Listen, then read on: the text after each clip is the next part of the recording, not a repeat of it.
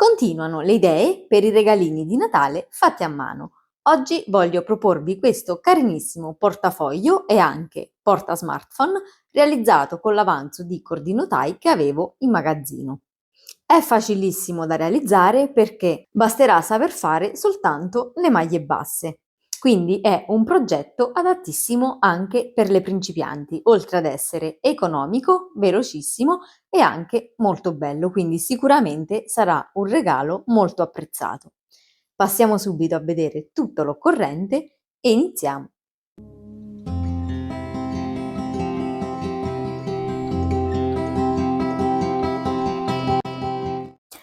Per realizzare questo progetto avremo bisogno del cordino tie. Io ho scelto questa colorazione viola acquistata da Un Filo di Passione, ma voi ovviamente potete scegliere il colore che più vi piace.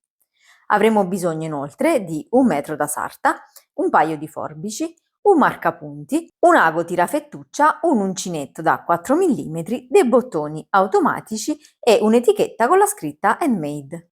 Questa specie di scarabocchio che vedete qui è il progetto che andremo a realizzare. Di base ho preso una misura di 17 cm, che è la misura della lunghezza del mio smartphone. Ho moltiplicato questi 17 cm per 4 in modo tale da far uscire 3 tasche e ho avviato un numero di catenelle pari a questi 17 cm moltiplicati per 4. Quest'altra tasca qui è un optional e non la vedremo durante il progetto. In tutto abbiamo una lunghezza totale di 22 cm. Come prima cosa quindi andiamo a prendere la misura della lunghezza del nostro smartphone. Quello che sto utilizzando io misura 17 cm, mentre questo, per farvi vedere, ne misura soltanto 15. Quindi io per il mio smartphone andrò ad avviare un numero di catenelle che corrisponda a 17 cm e non 15. Andiamo quindi a moltiplicare la lunghezza per 4 in modo tale da avere i centimetri totali da realizzare. Io per il mio progetto andrò ad avviare 92 catenelle che corrispondono circa a 68 cm. Quindi se anche il vostro smartphone è da 17 cm, andate a montare 92 catenelle più una per girare il lavoro.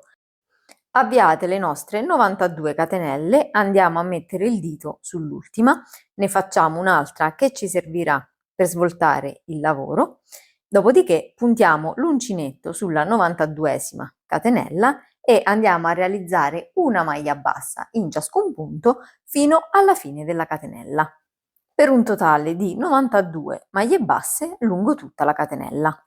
Una volta arrivate alla fine del giro, andiamo a fare il secondo e facciamo una catenella che ci servirà per svoltare il lavoro e che sarà in sostituzione della prima maglia bassa. A questo punto entriamo con l'uncinetto sulla seconda maglia bassa del giro precedente e anche qui andiamo a realizzare una maglia bassa in ciascun punto per un totale di 5 giri, che corrisponderanno circa ad un'altezza di 4 cm. Io il mio pannello l'ho già realizzato, quindi vi sto facendo vedere soltanto un piccolo campione. E questo è il pannello che stiamo realizzando. Adesso abbiamo realizzato questi 5 giri che corrispondono ad un'altezza di 4 cm.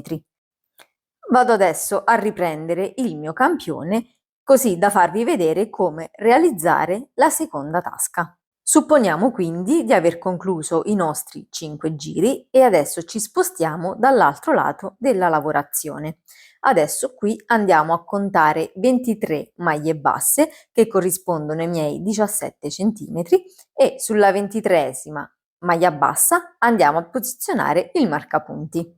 Ripartiamo quindi dal sesto giro, quindi torniamo indietro, andiamo a fare una catenella che sarà in sostituzione della prima maglia bassa del sesto giro, giriamo il lavoro, puntiamo l'uncinetto sulla seconda maglia bassa del giro precedente e andiamo a realizzare una maglia bassa in ciascun punto, questa volta fino ad arrivare al marcapunti. Sono arrivata qui dove ho messo il marker e ho lavorato il punto subito prima. A questo punto andiamo a fare una catenella, giriamo il lavoro e lavoriamo tutto quest'altro pezzo. Quindi questo prima del marcapunti, quello dei 5 giri, al momento lo andiamo ad escludere. Puntiamo l'uncinetto sulla seconda maglia bassa del giro precedente e andiamo a realizzare una maglia bassa in ciascun punto fino alla fine del giro, per un totale di 4 giri. Quindi partendo dal marcapunti dobbiamo andare a contare 4 giri. Io, come vi ho già detto, non andrò a realizzare tutti quanti i giri perché il mio pannello l'ho già realizzato e quindi vado a mostrarvi soltanto un piccolo campione. Eccolo qui il mio pannello, praticamente noi stiamo andando a realizzare questi 4 giri qui.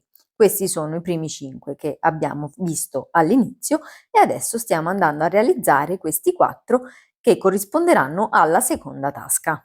Abbiamo un totale di 9 giri, compresi i 5 precedenti, per un'altezza di 6 cm.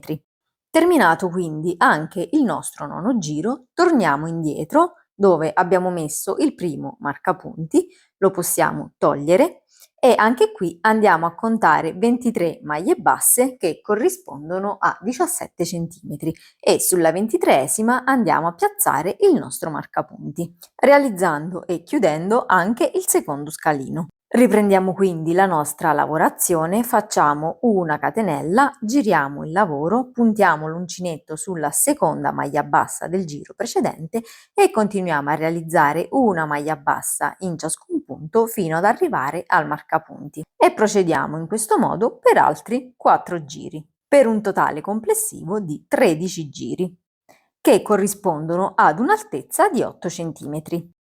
Una volta completato anche il 13° giro, andiamo a togliere il marcapunti e come al solito andiamo a contare le nostre 23 maglie basse e mettiamo il marker sulla 23esima. Riprendiamo quindi la nostra lavorazione facendo una catenella, giriamo il lavoro, rientriamo sulla seconda maglia bassa e andiamo a realizzare una maglia bassa in ciascun punto fino ad arrivare al marcapunti, per un totale di altri 4 giri. Questo è come si presenta il pannello completato. Adesso abbiamo realizzato l'ultima parte che ha un'altezza di 11 cm ed abbiamo fatto un totale di 17 giri. Per ricapitolare, abbiamo avviato 92 catenelle più una per girare, abbiamo diviso il nostro pannello per 4 ed abbiamo piazzato un marker ogni 23 punti. La tasca più piccola, che è la prima, ha un totale di 5 giri, la seconda tasca ha un totale di 9 giri, la terza tasca ha un totale di 13 giri, mentre l'ultima tasca ha un totale di 17 giri. Proseguiamo con la lavorazione andando a posizionare un marcapunti qui nell'angolo dell'ultima tasca, perché dovremo andare a realizzare altri 17 giri, partendo quindi dall'inizio del lavoro fino ad arrivare al marcapunti. Riprendiamo quindi la nostra lavorazione facendo una catenella in sostituzione della prima maglia bassa, giriamo la lavorazione e soltanto questo giro lo andiamo a realizzare in costa dietro. Quindi entriamo nella seconda maglia bassa ma andiamo a prendere soltanto la costina posteriore, questa qui, in modo da creare il coperchio del nostro portafoglio e andiamo a fare una maglia bassa in ciascun punto presa in costa dietro fino ad arrivare al marcapunti. Lavoriamo anche l'ultimo punto ma lo andiamo a prendere per intero, quindi non lo andiamo più a lavorare in costa dietro ma andiamo a lavorare una maglia bassa semplice, in questo modo. Adesso al giro successivo andiamo a fare una catenella, giriamo il lavoro e andiamo a lavorare una maglia bassa in ciascun punto come abbiamo fatto finora. Puntiamo l'uncinetto sulla seconda maglia bassa del giro precedente e andiamo a ripetere le nostre maglie basse e iniziando a contare dal marcapunti andiamo a fare un totale di 17 giri. Completati i nostri 17 giri della parte superiore, la nostra lavorazione si presenta in questo modo ed abbiamo un'altezza totale di 22 cm. Come vedete ancora non ho tagliato il filo perché andrò a fare una catenella e un giro di maglie bassissime lungo tutta la parte superiore. Quindi entro nella seconda maglia bassa del giro precedente e vado a fare una maglia bassissima in ciascun punto, giusto per rifinire un pochino la lavorazione. Terminato il giro di maglie bassissime, vado a tagliare il filo e lo lascio leggermente un po' più lungo perché poi lo andremo a nascondere successivamente. A questo punto faccio una catenella di sicurezza e vado a sfilare il lavoro.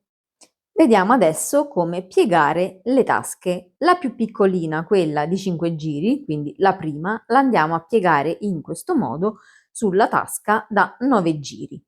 La tasca da 9 giri la andiamo a piegare dietro la tasca da 13 giri e la tasca da 13 giri la andiamo a piegare sopra il pannello più grande, in questo modo. Una volta stabilite le pieghe del nostro portafoglio, prima di passare alla cucitura andiamo a fissare i bottoni sulla tasca più piccola, in modo tale da poter nascondere la cucitura. Prendiamo il nostro bottone e ne andiamo a posizionare uno da un lato e l'altro dall'altro lato, dal lato opposto. Io un bottone l'ho già cucito e adesso vediamo come cucire l'altro. Come prima cosa vado a prendere il mio bottone, un pezzetto di cordino dello stesso colore con il quale abbiamo realizzato il portafogli e faccio passare il cordino all'interno dei fori del bottone, creando una sorta di asola, perché se vado a cucire direttamente con l'ago tirafettuccia, l'ago non riesce a passare attraverso i fori del bottone, quindi in questo modo vado a ricreare delle asole. Non le vado a stringere troppo perché altrimenti troverei difficoltà con il passaggio dell'ago. Vado a ricreare l'ultima asola ed abbiamo un totale di 3 asoline. Adesso, con l'aiuto di un ago tirafettuccia, possiamo passare alla cucitura vera e propria dei bottoni. Vado ad inserire l'ago all'interno di una delle due codine, posiziono il mio bottone sulla mia prima tasca, quindi sulla fascia da 5 giri, e inizio la mia cucitura utilizzando proprio le asoline per far passare il filo. Vedete, in questo modo da dietro passo davanti ma aggancio l'ago proprio all'interno della solina. In questo modo vado a stringere bene il filo posteriore e procedo con la cucitura della seconda codina perché, come noterete, il bottone avrà due codine. Passo quindi alla cucitura della seconda codina, come vedete come sto facendo in questo modo, e una volta che sento il bottone ben saldo posso passare a fare un nodo per fissare bene entrambi i fili. Una volta fissati bene i fili con i nodini, li andiamo a nascondere con l'aiuto di un ago tirafettuccia, dopodiché possiamo passare alla cucitura dei bottoni sulla parte superiore. Una volta cuciti tutti quanti i bottoni, sia quelli inferiori che quelli superiori, possiamo finalmente passare alla cucitura dei laterali. A questo punto dobbiamo andare a cucire bene tutti e quattro questi lati. Prima li vado ad aggiustare al meglio e poi con l'aiuto di un marcapunti li vado a bloccare. Una volta fissati tutti e quattro i bordi, con l'aiuto di un ago tirafettuccia passiamo alla cucitura e andrò ad utilizzare lo stesso filato che abbiamo utilizzato per il portafogli. Iniziamo la nostra cucitura partendo qui dalla parte laterale. Inserisco il filo prima verso l'interno e poi procedo facendo la cucitura agganciando ogni tasca. Inizio dal basso, quindi dal lato inferiore, faccio passare l'ago attraverso tutte e tre le tasche e continuo in questo modo arrivando fino alla fine. Una volta cucita la parte laterale possiamo passare alla cucitura della parte inferiore, procedendo allo stesso modo della cucitura del laterale. Quindi vado ad agganciare la parte inferiore fino a far passare l'ago sopra la parte superiore e per avere un lavoro più preciso vado ad agganciare i punti di ogni singola catenella. Arrivata alla fine della cucitura della parte inferiore, continuo la mia cucitura dall'altro lato. Terminata anche la cucitura del secondo laterale, vado a rafforzare un po' l'ultimo punto, dopodiché Faccio passare l'ago in questo modo e vado a fare un nodino in modo da poter nascondere il filo. Una volta nascosti tutti i fili, per ultimo vado a cucire la targhettina handmade e la vado a posizionare qui al centro. E con questa rifinitura abbiamo concluso il nostro portafoglio barra portacarte. Vedete qui nella tasca superiore possiamo inserire il nostro smartphone, nella tasca centrale possiamo inserire i soldi e nella tasca inferiore possiamo inserire le nostre carte.